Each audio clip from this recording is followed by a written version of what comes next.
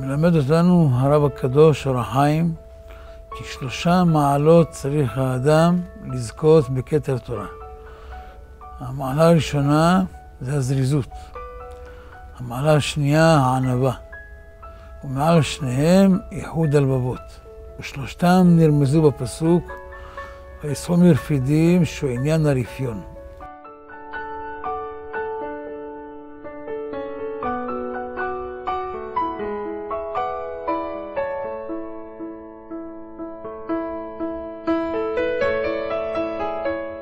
הכל התחיל שהרב היה תלמיד בישיבת הנגב. חוץ מהמקום הזה שנקרא ישיבת הנגב, לא היה תורה בנתיבות. אז הרב מאוד כאב לו העניין. בתור תלמיד צעיר יחסית, מאוד מאוד לימים, החליט שהוא לוקח על עצמו את הנטל הזה של להרבות תורה בישראל. הוא פשוט יצא לרחובות והיה משתתף בכל מיני אזכרות כדי לתת להם דברי תורה. היה מגיע לבתי כנסת לתת להם דברי תורה. כל מקום שהיה רק אפשר להפיץ את התורה, זה מה שהוא עשה.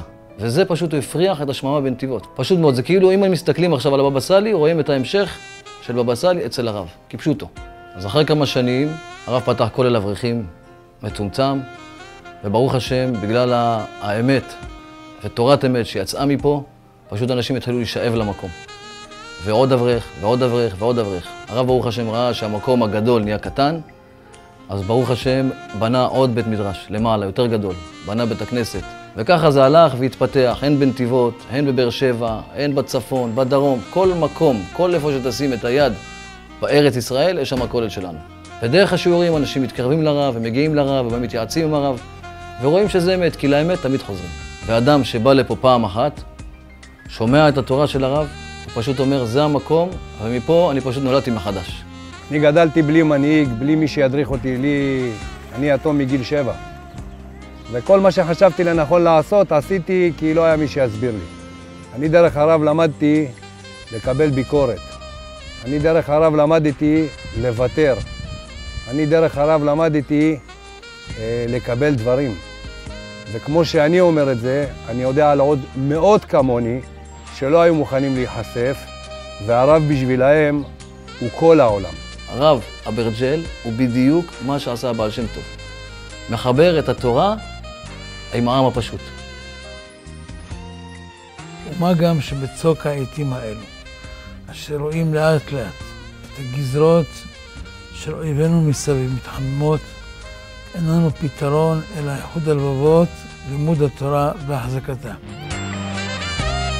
הרב התפלל השם שיזכהו השם יתברך ויצליח לפתוח מוסדות, להתחיל בהתחלה ברשת כוללים, ולאחר מכן כשיראה שהכוללים מצליחים, להתחיל מההתחלה מהמעון, רשת גנים, רשת תלמודי תורה, סמינרים, ישיבה קטנה וכן הלאה, כדי להקים דור עם חשיבה נכונה, עם לימוד יסודי מההתחלה. יש למעלה מכ-80 כוללים שיש לנו בכל הארץ, והמספר ברוך השם הולך וגדל.